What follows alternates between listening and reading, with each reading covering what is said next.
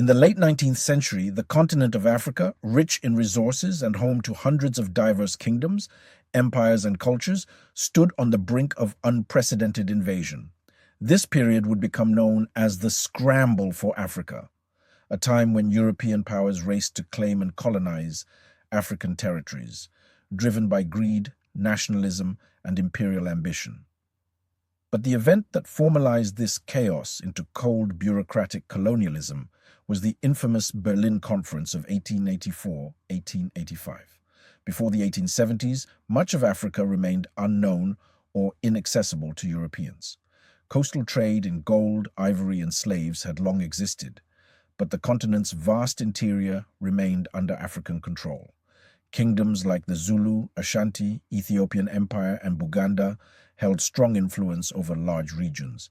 However, European interest in Africa grew as industrialization demanded raw materials, rubber, minerals, cotton, and markets to sell manufactured goods.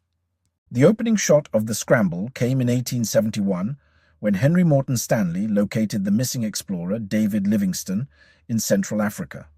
Stanley's expeditions would later be exploited by King Leopold II of Belgium, who, under the guise of philanthropy, took control of the Congo Basin. Leopold's personal colonial experiment in the Congo Free State would become one of history's most brutal atrocities. Meanwhile, France moved into North and West Africa. The British solidified their hold in South Africa and moved toward the Nile. Germany, a newly unified empire, wanted in. The tension was rising. Conflict between European powers loomed, not just with Africans, but with each other. To prevent open war over African colonies, Otto von Bismarck, the Chancellor of Germany, convened a conference in Berlin in 1884. 13 European nations and the United States were invited. Not a single African was present. The goal was to regulate colonization and trade in Africa and prevent conflict between European powers. But in truth, the Berlin Conference was a diplomatic partition of a continent. The principle of effective occupation was introduced. If a European country could control an area and administer it, they could claim it. The outcome was a diplomatic map-making session that disregarded history, culture, and humanity. Ethnic groups were split across borders. Traditional enemies were forced under the same rule. Kingdoms that had existed for centuries were erased with the stroke of a pen. It was bureaucratic violence wrapped in diplomacy. By 1900, over 90% of Africa was under European control. Britain claimed Egypt, Sudan, Kenya, Uganda, South Africa, Zimbabwe, and parts of West Africa. Its Cape to Cairo dream drove much of its colonial ambition. France controlled vast areas of West Africa and Madagascar. Belgium, through King Leopold, controlled the Congo, turning it into a slave labor camp under the banner of civilization.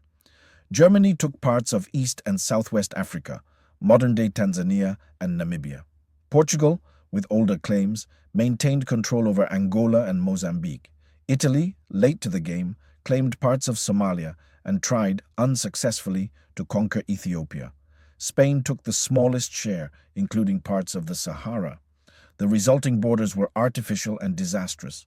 Tribes were cut in half. Enemies were lumped together. Resources were seized. Resistance followed, but was crushed with brutal force. Though Africa was carved up on European maps, it was not handed over easily. Many societies resisted colonization fiercely. The Zulu kingdom, under Shaka Zulu, had built a powerful military state and resisted British control in South Africa. The Ashanti Empire in West Africa fought 5 wars against British imperialism before it was annexed in 1900. Samurai Touré resisted French forces in West Africa with remarkable military campaigns until his capture in 1898.